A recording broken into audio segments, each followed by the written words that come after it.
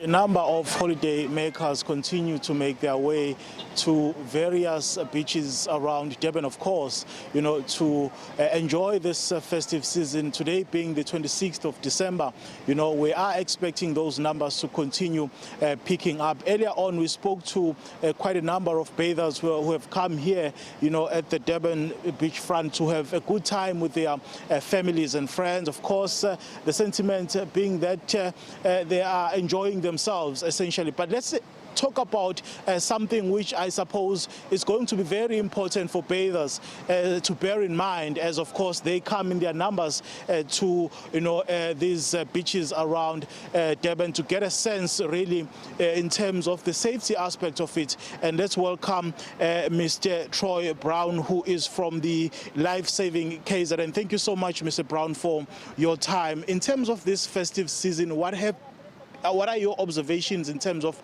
safety in our beaches? Morning, and thank you for having me.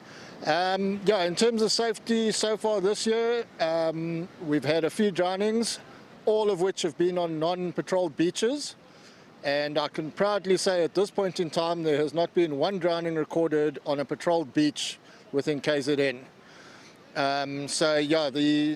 The expectation from holiday makers, very simple: swim between the red and yellow flags, obey the lifeguards, and don't swim if you've been consuming alcohol. Those are the three main things, and everybody will go home safely. And I must just commend all our lifeguards that's been on this beachfront. On the 16th, the day of reconciliation, there was an estimated 201,000 people on the KZN beachfront, and we did not have one incident nor one drowning. I think that's quite exceptional. So, just obey the lifeguards, red and yellow flags, and leave the alcohol at home. All I can say to all holiday makers, and you will have a good time. Sure. Mr. Brown, obviously the 31st and the 1st of December is when you guys, have it hard in terms of the numbers of people coming through here. Your preparedness, state of preparedness to ensure that you don't record any of the incidents that we spoke about. Yes, we are very prepared in terms of the lifeguards, as well as combining with all other stakeholders. If you look just down the beach, I'm sure you'll pan around just now, there's a full command center set up on the pier, which has search and rescue, coastal policing, lifeguards, law enforcement. So this year we have taken an inclusive approach where we are all working as one unit, and I do believe we are well prepared for the crowds that we are expecting later today, as well as going into the new year. In terms of your advice, Mr. Brown, to bathers who are coming to these beaches where there are lifeguards, what would your advice be to ensure their safety? Stay between the red and yellow flags and leave the alcohol at home. Two biggest advices I can give you. Thank you so much for your time. Thank you. Thanks for having me. All right.